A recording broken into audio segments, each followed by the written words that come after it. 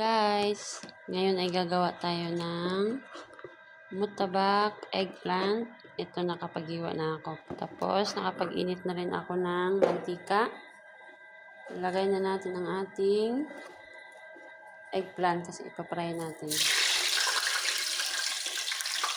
Nakapry. Tapos ito na yung ating na-fry na ibang eggplant kanina.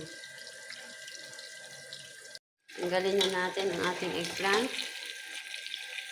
Dagdag na natin siya dito.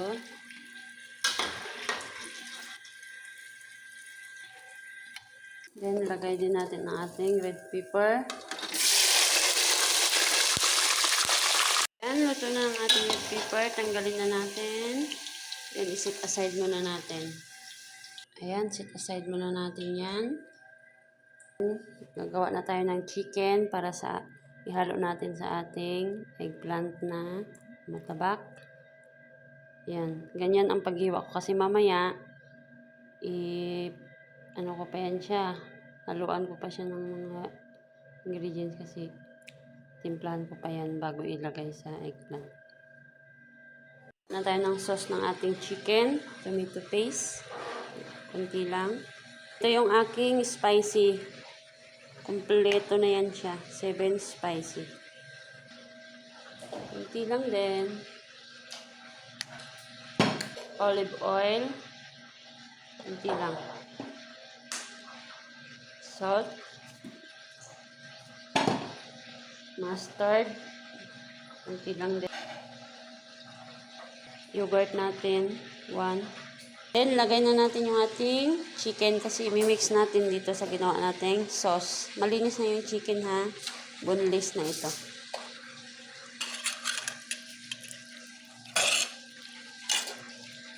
Okay na, salang na natin siya. Medium fire lang yan siya ha. Ito na ang ating chicken. Hihiwain natin muna siya bago natin ihalo sa eggplant. Hihiwain natin siya ng medium size.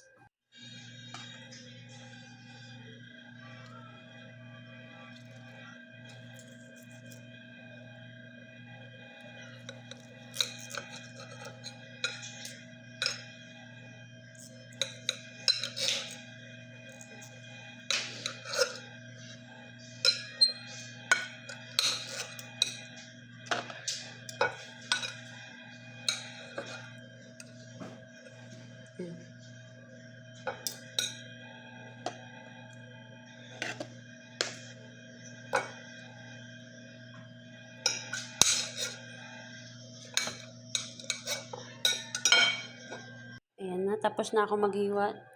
Ito na yung ating chicken. Ayan, nakapag-brown na din ako ng sibuyas. Lalagay na natin yung ating chicken. Nakaready na yan. Mix natin.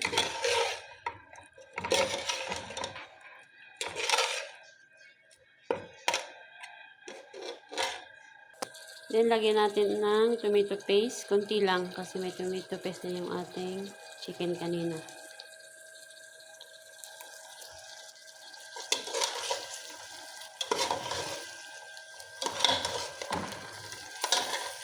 And after 5 minutes, lagyan na natin siya ng na-blend natin na tomato kanina.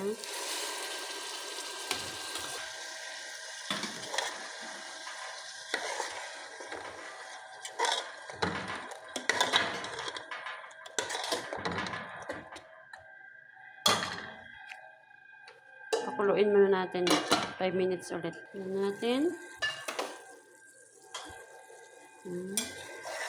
Ngayon, lalagyan na natin siya ng 2 glass of water.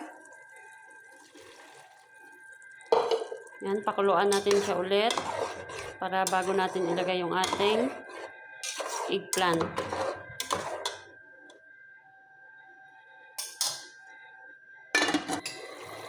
Yan, kumulo na. Ilagay na natin yung ating eggplant tsaka red pepper na fry.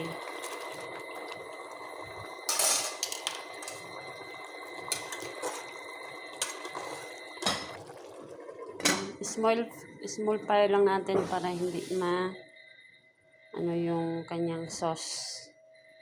Turuin natin siya ng 10 minutes. Po, luto na ang ating musagkaa eggplant. Ready to serve na po. Pwede na natin kainin. Maraming usok.